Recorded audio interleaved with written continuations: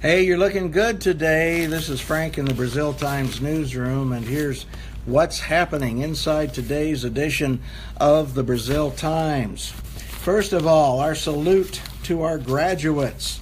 This is our annual graduation insert that we do, and we hope that you will take it and enjoy it.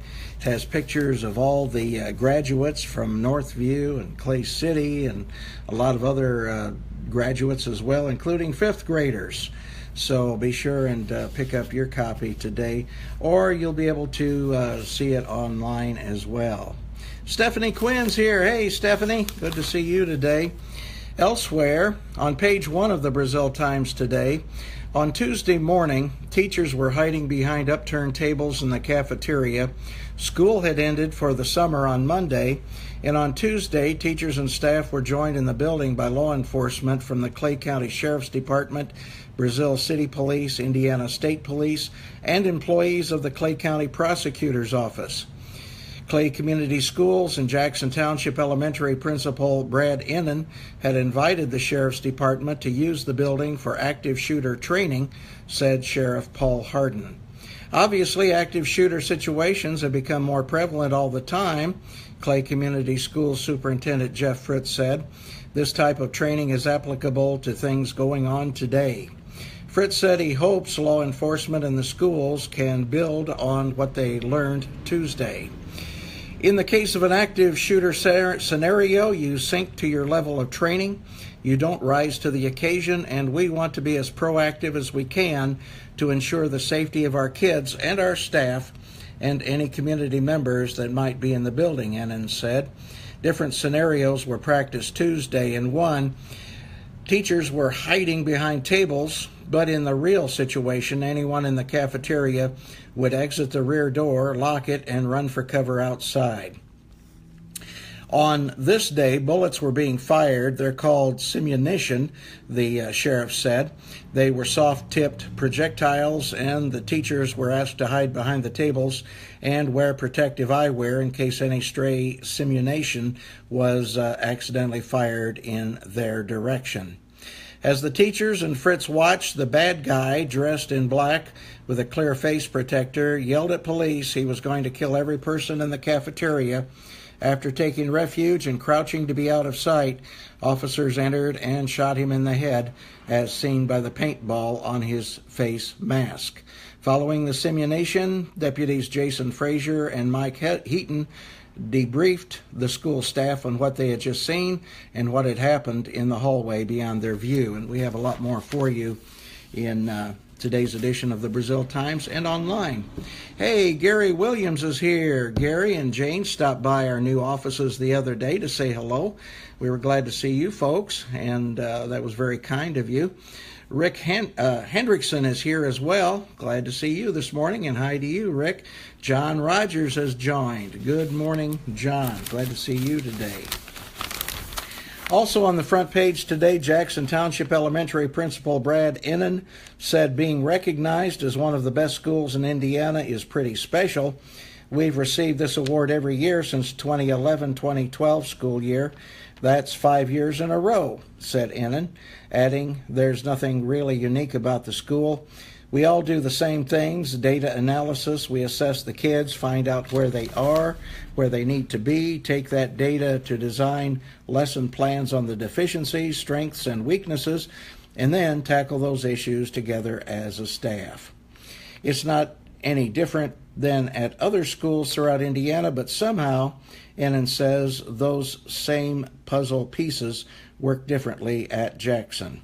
We all do this, he said, but there's something about the way we do things here at JTE that just clicks with the students and we get good results. Congratulations to Jackson Township Elementary. That is just an absolutely wonderful, wonderful thing. I like Jackson Township, I really do. I like all of our elementary schools, but every time I go out to Jackson Township, it seems like they have a certain vitality and a certain energy that is just really neat. And let's see here. A local church is taking a different approach to the erosion of family by celebrating the importance of family and the church.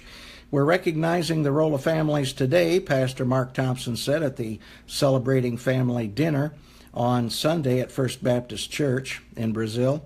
For mothers, fathers, grandparents, children, and the body of the church family, we need each other as a body of believers and as family. A traditional turkey dinner with all the trimmings was served to guests in the church dining hall on real plates with table decorations made by various members of the church. The displays were reflections of different families, which included themes like the beach, flower gardens, and trees, toys, and sports, as well as using vintage photographs of family elders as memories that they may have passed but are never truly forgotten. And we have pictures from that in today's edition of the Brazil Times as well. I want to remind you of this. The Brazil Times will publish Tuesday, May 30th, instead of Monday, May 29th, and that's because there's not going to be any U.S. Postal Service on Memorial Day. And we have more closings inside the paper as well, so be sure and check that out. Inside, Mary Lou Sarter, our Brazil buzz gal, talks about time in the garden. That's time well spent. I don't think we're going to do as much gardening this year. My wife and I planted a few tomato plants that we got from the kids at North Clay Middle School. And after messing with that, we said, you know what, there's other things we could be doing. So we're not going to be planting much garden this year. But Mary Lou Sarter enjoys her gardening, and that's a wonderful thing. I know a lot of people do. A lot of people like to garden. Happy birthday to Doris Easter. She's going to celebrate her 90th birthday from 1 to 4 p.m. Sunday at the Corey Firehouse Community Center. There will be a light lunch served. Gifts are discouraged. If you are persistent, donate to the charity of your choice or perform a random act of kindness. I like the way that's phrased. That was nice. Whoever sent that in, you did a good job with that. A random act of kindness. Pay it forward. That's a great thing. In sports, Monday's Class 3A Sullivan softball sectional opener was a battle of big bats. A combined 4 home runs between Northview and Edgewood and 21 total runs ended with a 12-9 victory by the Mustangs. The contest was a roller coaster of big half innings by each squad. However, it was Edgewood that ultimately had the biggest, and the Mustangs fittingly held off a last rally by the Knights to advance in the sectional.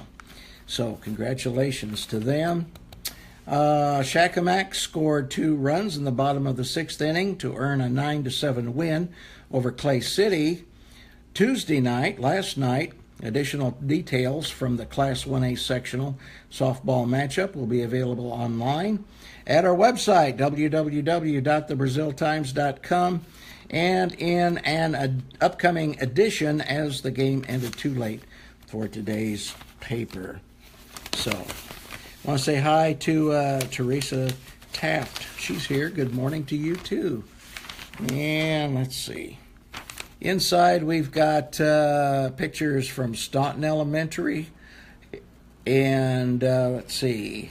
I told you more pictures from that church dinner.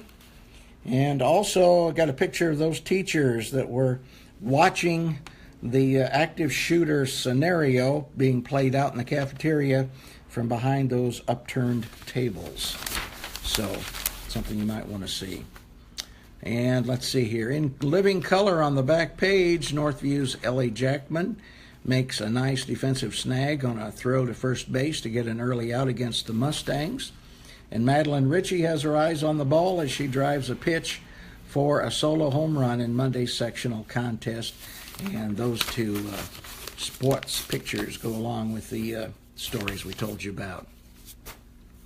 Well, I hope you're having an outstanding Wednesday, and we hope that you just keep on enjoying, and as Walt Disney said, keep moving forward. That's what we've got to do, keep moving forward. He was a great example of that, wasn't he? I'm Frank in the Brazil Times newsroom. Until we get together next time, I'll see you later.